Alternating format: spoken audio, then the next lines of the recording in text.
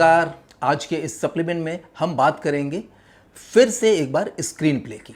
देखिए, ऑलरेडी आप screen play के बारे में अपने सेमेस्टर में पूरी तरह से जान चुके हैं, समझ चुके हैं। उसमें एक एक तत्व, एक एक एलिमेंट्स के बारे में बताया गया है कि किस तरह से स्क्रीन प्ले लिखा जाता है। आप इसके सॉफ्टवेयर के बारे में भी जान गए हैं कि सॉफ्टवेयर में आपको स्क्रीन प्ले कैसे लिखना है। लेकिन आज थोड़ा और डीप में बात करेंगे, क्योंकि ज़रूरी है आपको ये समझना कि कोई भी चीज़ जब आपके मस्तिष्क में, जब आपके दिमाग में आता है कोई कहानी, उसे आप स्क्रीन पर या पेपर पर उतारेंगे कैसे। तो पहले स्टार्ट करते हैं कि स्क्रीन प्ले होती क्या है। देखिए, कोई भी कहानी, कोई भी उपन्यास, कोई भी नाटक अगर सिंपल फॉर्म में लिखा है, यानी पठनीय फॉर्म में, यानी जिसे पढ़ते हैं लोग, तो वो एक स्क्रिप्ट नहीं होता है, वो एक कहानी होता है या प्ले होता है। लेकिन जब आप उसको इस ढंग से लिखते हैं ताकि उसे स्क्रीन पर कैसे दिखाया जाए, यह बात डायरेक्टर और कैमरामैन, यानी जो डीओपी होता है, सिनेमेटोग्राफर होता है, उसे समझ में आ जाए। उस स्क्रिप्ट को पढ़ करके तकनीकी से रिलेटेड जितने भी लोग हैं, उसे उस स्क्रिप्ट से पता चल जाए कि वो सीन जो आपने सोचा है वो स्क्रीन पर कैसे आएगा, तो वो स्क्रीन प्ले कहलाता है। और स्क्रीन प्ले और डायलॉग्स के संयुक्त चीज़ों को हम बोलते हैं स्क्रिप्ट। हमने आपको पहले ही बताया है इसके बारे में। अब आते हैं कि स्क्रीन प्ले की ज़रूरत क्यों पड़ती है। देखिए, आपने एक बहुत अच्छी स्टोरी सोची या उपन्यास सोचा या आप महाकाव्य सोचे, लेकिन उसे जब आप फिल्माते हैं तो वो चीज़ नहीं आती है जैसा आपने सोचा हुआ है, क्योंकि लिखते समय तो आपने कहानी के तौर पर लिख दिया, लेकिन उसको कैसे फिल्माना है ये आपने नहीं लिखा। तो ये चीज़ लिखने के लिए आपको स्क्रीन प्ले लिखना पड़ेगा कि स्क्रीन के ऊपर वो प्ले कैसे होगा। तो डायरेक्टर को या कैमरामैन, सिनेमेटोग्राफर को समझने के लिए आप कुछ लैंग्वेज का यूज़ करेंगे, कुछ ऐसे संकेतों का यूज़ करेंगे ताकि उन्हें पता चल जाए कि किस जगह पर हमको किस भव्यता से दिखाना है, कहाँ पर हमको क्लोज दिखाना है, कहाँ पर वाइड दिखाना है, कहाँ पर कोई चलता हुआ आएगा, कौन सा डायलॉग किसी के चेहरे पर दिखाई देगा बोलते हुए, यानी सिंक्रोनाइज करता हुआ, और कौन सा डायलॉग किसी काम, दूसरा कोई एक्शन हो रहा है उसके ऊपर दिखाई देगा। कई बार ऐसा होता है कि ऑफ स्क्रीन पर हम डायलॉग्स देते हैं, यानी वहाँ पर खाली एक घर है लेकिन बाहर से कोई आवाज़ आ रही है, तो वहाँ पर क्या लिखेंगे ताकि लोगों को समझ में आ जाए, एडिटर को समझ में आ जाए कि यहाँ पर ऑफ स्क्रीन बताया गया है, यानी स्क्रीन के ऊपर डायलॉग आएगा लेकिन वो व्यक्ति नहीं आएगा जो व्यक्ति उसको बोल रहा है। कई बार होता है ना कि पीछे से आवाज़ आई कि अरे भाई यहाँ पर कोई है क्या, खाली हॉल है, तो वहाँ पर अचानक कोई आदमी आता है, आकर बोलता है कौन। तो ये जो आवाज़ आई, कोई है क्या, तो ये ऑफ स्क्रीन आवाज़ आया, यानी स्क्रीन के बाहर से आया, तो ये कैसे लिखेंगे। तो इन चीज़ों को बताने के लिए आपको स्क्रीन प्ले जानना जरूरी है, उसके जो तत्व है, जो उसके एलिमेंट्स हैं, उसके बारे में जानना जरूरी है कि वो कहाँ, कौन कौन से संकेत है और किस ढंग से आप लिखेंगे, तो उसके वो लोग जो सिनेमेटोग्राफर है या डायरेक्टर है बढ़िया से समझ पाएंगे। अब नेक्स्ट पॉइंट पर आते हैं, लैंग्वेज। आपके मन में आता होगा कि क्या इसके लिए इंग्लिश सीखना या इंग्लिश में लिखना ज़रूरी है। बिल्कुल नहीं। जो चाइनीज़ फिल्में होती है वो चाइनीज़ लैंग्वेज में लिखी होती है, जो जापानीज़ फिल्में होती है वो जापानी लैंग्वेज में लिखा होता है, जापानी भाषा में लिखा हुआ होता है। कोरियन फिल्म कोरियन लैंग्वेज में लिखा होता है। बहुत कम फिल्में ऐसे हैं जो बाहर विदेशों में हैं जो इंग्लिश में लिखी जाती है। उनके अपने लैंग्वेज है, उनकी अपनी भाषा है, रशियन में लिखे जाते हैं। तो सिर्फ आप इंग्लैंड को छोड़ दीजिए और अमेरिका को छोड़ दीजिए, या इंडिया के एशियन कंट्रीज़ में कुछ जगह पर हाँ इंग्लिश के का यूज़ होता है, बाकी कंट्री में अपने भाषा में लिखे जाते हैं। यहाँ पर भी आप हिंदी में भी चाहें तो उसे लिख सकते हैं, हर चीज़। हाँ, उसके जो मेन टैगलाइंस हैं या जो इसके एलिमेंट्स हैं उसको आप इंग्लिश में लिखिए। जैसे कट टू, अब कट्टू को आप हिंदी में भी कट टू लिख सकते हैं, या CUT कट और TU2 लिख सकते हैं। तो इतना इंग्लिश तो आपको आना चाहिए कि आपको एक्शन समझ में आ जाए, डायलॉग्स का पोर्शन समझ में आ जाए, पैरेंथेटिकल समझ में आ जाए, ये चीज़ें आपको समझ में आना चाहिए ताकि आप वो वर्ड इंग्लिश में लीजिए। बाकी चीज़ें जो आप पूरा डिटेल में लिख रहे हैं कि कोई व्यक्ति आ रहा है, मान के चलिए कि यहाँ पर रोहन की बात कर रहे हैं, रोहन बाइक से चला जा रहा है, बहुत तेज़ी से बाइक चला रहा है, और उसको अचानक सामने दिखता है कि कोई बड़ी सी गाड़ी आ रही है, और वो एकाएक घबरा जाता है और राइट साइड में अपनी जो बाइक है मोड़ लेता है और पेड़ से टकरा जाता है। टकराते ही वो नीचे गिरता है और वो बेहोश हो जाता है। तो ये चीज़ जो है, ये इतना पूरा पोर्शन एक्शन का हुआ, यहाँ कोई डायलॉग्स नहीं है, तो इसको आप हिंदी में भी चाहे तो लिख सकते हैं ताकि लोगों को समझ में आ जाए। आपको समझाना है, आपको यहाँ अपनी विद्वता दिखानी है सिर्फ कैमरामैन और डायरेक्टर को, लोगों को नहीं। उसके बाद जो डायलॉग बोलेगा वो हिंदी में बोलेगा, इंग्लिश में बोलेगा, वो तो आपकी भाषा पर निर्भर करती है कि किस भाषा की आप फिल्म बना रहे हैं। आप अगर हिंदी की फिल्म बना रहे हैं तो आप हिंदी में स्क्रिप्ट लिख सकते हैं। जो लोग हिंदी में अच्छा नहीं लिख पाते हैं, क्योंकि जितने भी इंग्लिश मीडियम से पढ़े हुए बच्चे हैं वो हिंदी में अच्छा नहीं लिख पाते, उनको वो रोमन में लिख लेते हैं। अगर तुम क्या कर रहे हो लिखना है तो वो जो अक्षर का प्रयोग है हिंदी अक्षर का प्रयोग नहीं करेंगे, वो रोमन में लिख के बात करेंगे। ठीक है, उनको करने दीजिए। आपको अगर हिंदी में आता है तो आप हिंदी में टाइप करिए, कोई दिक्कत नहीं। अब तो गूगल इतना ईजी कर दिया है कि आप कोई भी चीज़ इंग्लिश में टाइप करेंगे अपने आप वो हिंदी में लिख के आ जाएगा। इसे पढ़ने में भी आसानी होती है, समझने में भी आसानी होती है। और अगर आप इंग्लिश में अच्छा कर पाते हैं तो कोई दिक्कत नहीं, आप जो चाहे वो एक्शन का पार्ट हो चाहे डायलॉग का पार्ट हो, आप इंग्लिश में लिखिए और जो डायलॉग हिंदी में है वो पोर्शन रोमन में लिख दीजिए, कोई दिक्कत नहीं है। और सॉफ्टवेयर में लिखना भी आसान होता है। तो यहाँ पर लैंग्वेज कोई बैरियर नहीं है। देखिए, आपको ऑलरेडी पता है कि जो आप स्क्रीन प्ले लिखते हैं उसके फॉन्ट साइज़ कितने होने चाहिए, कितने पेजेस के होने चाहिए। जैसे कि उसमें बताया गया है कि एक पेज का जो स्क्रीन प्ले होता है वो लगभग 1 मिनट का स्क्रीन टाइम लेता है। यानी अगर आपको 2 घंटे की फिल्म बनानी है तो तकरीबन 120 पेज के आसपास का आपका स्क्रीन प्ले होना चाहिए। ये एक नियम बोलता है जो अभी तक होता आया है कि 1 पेज 1 मिनट, लेकिन उससे 10 पेज 5 पेज आगे पीछे भी हो सकता है, उसके लिए कुछ दिक्कत नहीं है। आप ये चीज़ जान चुके हैं। फ़ॉन्ट साइज़ 12 होना चाहिए। आप किस तरह से लिखेंगे ये सारी चीज़ें आपको ऑलरेडी हमारे सेमेस्टर में बताया गया है। यहाँ हम बताएंगे उसके जो मेन एलिमेंट्स हैं उसके बारे में फिर से एक बार।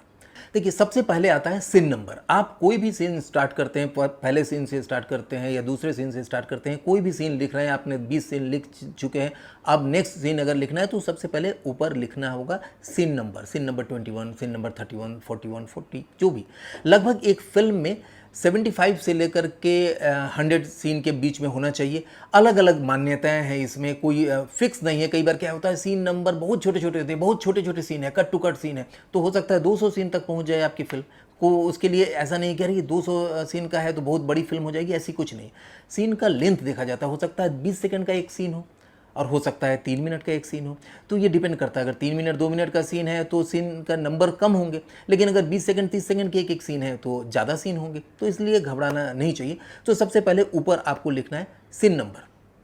उसके बाद होता है सीन हेडिंग। देखिए, सीन हेडर भी बोलते हैं, कभी सीन हेडिंग भी बोलते हैं। तो सीन हेडिंग में यानी उसका ऊपर का हेडलाइन लिखना है कि ये सीन किस बारे में है, कहाँ पर है। मेनली किस बारे में तो नहीं, कहाँ पर है, कब का समय है, इंटीरियर है या एक्सटीरियर है, ये 3 चीज़ बताया जाता है। मान के चलिए आप बाहर का कोई सीन ले रहे हैं तो लिखेंगे एक्सटीरियर, EXT। उसके बाद बाहर, किस जगह के बाहर, पुलिस स्टेशन के बाहर या जेल के बाहर, outside of jail, outside of the jail या आउटसाइड ऑफ द कॉलेज। तो डेफिनेटली कॉलेज के बाहर है तो एक्सटीरियर ही होगा। और वो पोर्शन दिन में है या रात में है, अगर डे है तो डे लिखेंगे, नाइट है तो नाइट लिखेंगे, सिंपल। तो ये आपको देना पड़ता है। इस लाइन से एक कैमरामैन को, एक डायरेक्टर को या पढ़ने वाला जो स्क्रिप्ट रीडर है यानी जो एक्टर है, उसको समझ में आ जाएगा कि हमको कहाँ पर शूट करनी है, क्या शूट करना है, डे में करना है, कॉलेज के बाहर करना है, और ये एक्सटीरियर का पार्ट है यानी बाहर का सीन है। क्योंकि एक्सटीरियर जब भी बात करेंगे तो वहाँ पर होता है कि दिन है कि रात है। अगर दिन है तो डे लाइट आ रहा है यानी सूरज का रोशनी है, तो हमको लाइटिंग ऐसा फिक्स करना है कि सूरज की रोशनी होना चाहिए। अच्छा, यहीं पर नेक्स्ट आता है सब हेडर। सब हेडर क्या है कि हेडलाइन के बाद सब हेडिंग जो होता है वो ये है कि उसके अंदर भी कोई एक्स्ट्रा चीज़ आप करना चाहते हैं क्या। जैसे आपने लिखा कि कॉलेज के बाहर कैंपस में, अब वहाँ पर कैंटीन साइड आपने लिख दिया, कैंटीन साइड, तो वो सब हेडिंग में आ गया। मेन हेडिंग है कॉलेज के बाहर और दूसरा हेडिंग आ गया कैंटीन के अंदर। उसी तरह से कमरे में अगर घर के अंदर की बात करेंगे तो इंटीरियर आपने लिख लिया और राहुल्स होम लिखा और उस इंटीरियर राहुल्स होम नाइट। अब उसके बाद सब हेडिंग में आप लिख सकते हैं किचन, तो किचन में ये काम हो रहा है, कोई डायलॉग्स हो रहा है, और वहाँ से निकल कर वो हॉल में या लिविंग रूम में आता है। तो सीन नंबर चेंज नहीं होगा, सीन वही है, वही चीज़ बात करते हुए, फ़ोन पर बात करते हुए आया, तो फिर बीच में आप एक सब हेडिंग डाल सकते हैं, kitchen to hall, living room, या किचन से ड्राइंग रूम की तरफ जाते हुए। तो आपने समझ गया कि यहाँ पर आप किचन से स्टार्ट करेंगे, अगला जो सीन है बिना सीन नंबर चेंज किए आप वहाँ पर लिख सकते हैं। तो ये सब हेडिंग में आता है। तो आपको हेडिंग और सब हेडिंग समझ में आ गया कि अगर आप फिल्म कोई भी लिख रहे हैं और सीन आता है, तो सीन आप तो डेफिनेटली कोई भी नए जगह पर जाएंगे तो सीन चेंज होगा, फिर तो तीसरे जगह, चौथे जगह लोकेशन जैसे ही चेंज होगा वैसे ही आपका सीन नंबर चेंज होगा। सीन नंबर चेंज हुआ, अब आप दिमाग में है कि स्टोरी को कैसे चलाना है, तो वहाँ पर आप जो सीन हेडिंग है और सब हेडिंग है उसका यूज़ करेंगे। सब हेडिंग का यूज़ कहीं कहीं पर होता है, हर जगह नहीं होता है। जहाँ ज़रूरत होता है कि उसी सीन के अंदर हम दो जगह, दो लोकेशन दिखा रहे हैं अगल बगल, अगर दूर दूर का लोकेशन है तो नहीं, अगर वो कंटिन्यूटी में है तो वहाँ पर हम सब हेडिंग का प्रयोग करेंगे। अगर ऐसा है तो सब हेडिंग नहीं करेंगे। अगर एक हम दिखा रहे हैं ड्राइंग रूम के अंदर कुछ बात हो रहा है और कट टू दिखाते हैं कि एक बेडरूम के अंदर बात हो रहा है, ये दोनों सीन नंबर अलग अलग होंगे। लेकिन अगर बात करते हुए कोई वहाँ तक जाता है, सेम हमको सीन में लेके जाना है, तो सीन नंबर वही रहेगा, केवल सब हेडिंग चेंज होगा। मेरे ख्याल से ये चीज़ आपको पूरी तरह से क्लियर हो गया होगा। नेक्स्ट जो एलिमेंट है वो एलिमेंट है ट्रांजिशन। ट्रांजिशन का मतलब क्या होता है?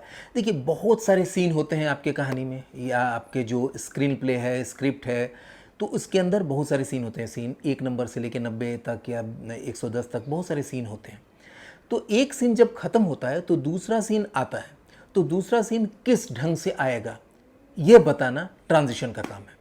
अगर सीन ख़त्म हुआ और दूसरा सीन कट टू आए, यानी बिना किसी डिले के अगला सीन चालू हो जाए, तो वहाँ पर राइट साइड में नीचे की तरफ लिखा रहता है कट टू। जैसे कोई हॉस्पिटल के अंदर सीन चल रहा है, कोई बीमार है, बैठा है और वो बोल रहा है कि मेरा तो तबीयत अब ठीक हो रही है, उसका क्या, जिसके साथ हमारा एक्सीडेंट हुआ उसका क्या है, क्या हाल है। अब क्या हाल है, कट टू उसके घर का सीन दिखा रहा है कि वहाँ पर वो उसकी डेड बॉडी पड़ी हुई है, लोग रो रहे हैं।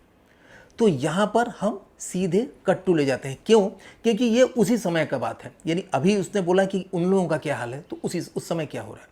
लेकिन यही चीज़ अगर हम डिले दिखा रहे हैं, यानी कुछ दूर, अगर मान के चलिए आज अभी रात हो रहा है, किसी ने सोया कि कल सुबह हम बात करेंगे उससे, और सोया और यहाँ पर डिज़ोल्व होकर के सूर्योदय यानी सनराइज़ हो रहा है, तो यहाँ पर हम डिज़ोल्व टू लिख सकते हैं। डिज़ोल्व यानी वो धीरे धीरे कम हुआ और सनराइज़ धीरे धीरे हो गया, तो that is called dissolve to. आप फेड आउट फेड इन भी लिख सकते हैं, यानी पहला सीन जैसे ही ख़त्म हुआ वो धीरे धीरे ब्लैक हो गया और दूसरा सीन फेड इन करके धीरे धीरे धीरे इन हुआ। आउट इन, इन में आना, आउट में जाना। तो ये कब करते हैं आप समझ लीजिए, जब आपको कोई सीन के बीच में ड्यूरेशन दिखाना होता है कि ये अगले दिन की बात है, 1 साल बाद की बात है, तब आप डिज़ोल्व कर सकते हैं या फेड आउट फेड इन कर सकते हैं। या कई बार पुश होता है, ट्रांजिशन में पुश ट्रांजिशन होता है, यानी एक सीन को कोई दूसरा सीन धक्का दे करके वापस आ गया तो पुश होता है। उसी तरह से आप फोल्डर होता है या पेज टर्न होता है, पेज एक पेज की तरह ऐसे निकल गया। या कई बार क्या होता है, इफ़ेक्टिव बहुत सारे चीज़ होते हैं कि एक घड़ी चल रहा है और घड़ी के अंदर ऐसे कट हो गया। फिर उसके बाद कई बार मैच कट होता है, यानी यहाँ से किसी के हाथ से कोई चीज़ गिरा और उधर दिखाते हैं एक बम गिरता है और वो विस्फोट होता है, तो दोनों के साथ एक मैचिंग कट दिया जाता है, तो इस तरह का मैच कट होता है। तो यहाँ भी अगर स्क्रिप्ट राइटर चाहे तो मैच कट के लिए लिख सकता है कि यहाँ ख़त्म करना है और इसका मैच कट दूसरे सीन में यहाँ से स्टार्ट करना है, तो वहाँ पर मैच कट। बहुत कम लोग इसका यूज़ करते हैं। देखिए, अधिकतर ये जो फॉरेन राइटर्स होते हैं, आप विदेशी फिल्में देखेंगे, वहाँ पर मैच कट पर बहुत काम होता है, यानी एक इस तरह से कैमरा इस तरह से घूम के गया और मैच कट पर दूसरे जगह का सीन लिया, पता ही नहीं चला कब सीन चेंज होकर के दूसरे जगह का लोकेशन आ गया। तो यहाँ पर 3 लोगों की कारीगरी होती है। एक तो लिखने वाला, उसने लिखा कि हमको इस ढंग से चाहिए, डायरेक्टर बताता है यहाँ पर